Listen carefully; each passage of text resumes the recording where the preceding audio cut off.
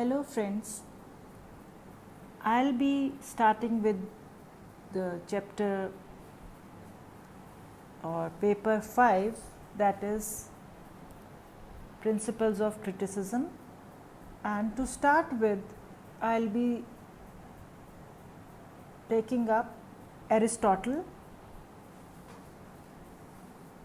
and his theory of tragedy, imitation, his comparison with Plato. All of these would be coming up in the coming lectures, and today I'll just give you a brief introduction who Aristotle was. Maybe some of you must have heard about him or read somewhere about him in your literature classes or elsewhere, because Aristotle can be read in many fields, many subjects. His philosophy comes up. So it's just not literature. He is a teacher of philosophy. So we cannot say that we are reading or trying to learn from Aristotle some of the things that are used in our literature or which are parallel to our literature. So we cannot say that Aristotle was someone who is concerned with or who is a person from a literary background.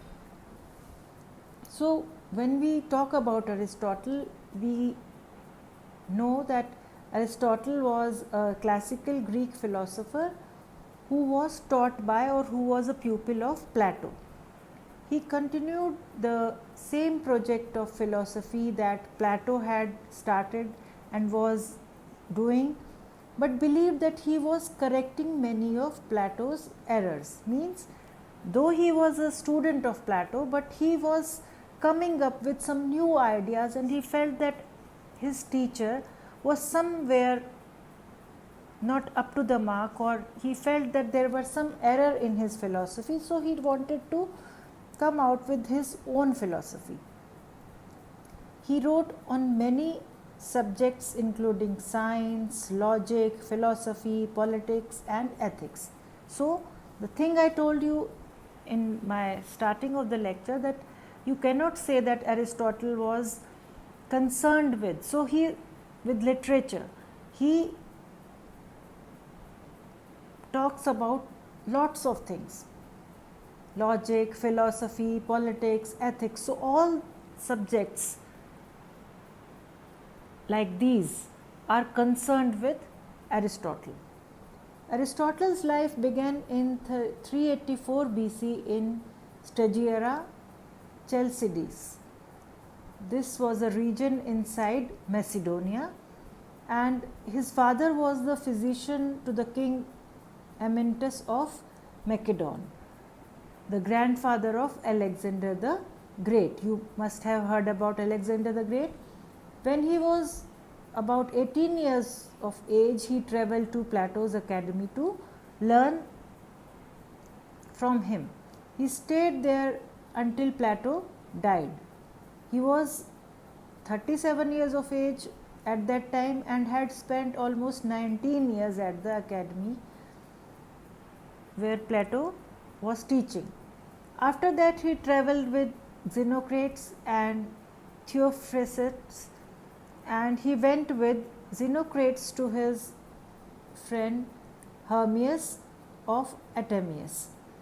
Hermias was a friend of his that he had met at the academy where he was taking classes from Plato. He also took a short trip with Theophrastus to the island of Lesbos.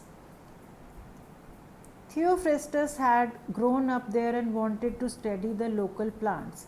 During this period, he married Hermias' daughter and had a daughter of his own. After Hermes died, he was asked by Philip II to teach his son Alexander. So he had spent 4 years with Hermias. He taught Alexander and established an academy at Macedon and returned to Athens after 8 years. He was now almost 49 years of age. He established another academy at Athens, married again after his wife died, and had a son named Nicomachus. It was also during this period that he likely or he may have written most of his writings near the end of his life. Eurymedon, the Hierophant, claimed that he was not holding the gods in honor rather than suffer like Socrates. He left Athens and went to his mother's house in Chalcis, and he died in 323 BC because of some natural causes. So when we talk about, this is a general or brief introduction about the personal life of Aristotle. Then we come to the philosophical writings, which can be divided into 5 categories: logic, science, metaphysics, ethics, and rhetoric. We must also keep in mind that anywhere from 1/2 to the 2/3 of his writings are now nowhere to be found, means that they are lost. His logical works teach about deductive and inductive arguments, how to use those arguments, and the place of those arguments in dialectic and disciplinary studies.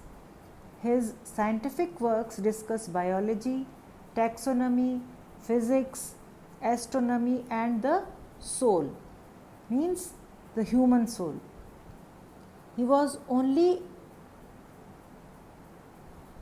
has only one work in metaphysics. His work on ethics includes the subjects of politics and economics.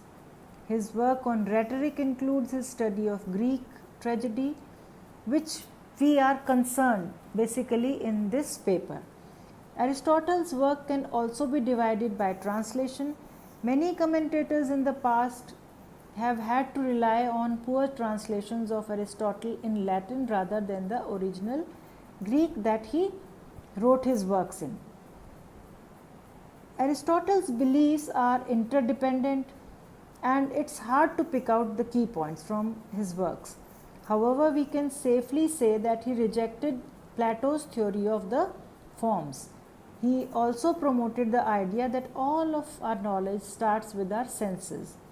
This is unlike Plato, who thought that the senses did not give us true knowledge. The key points in his philosophy are 4 causes: matter and form, substance theory, virtue theory, and his logic.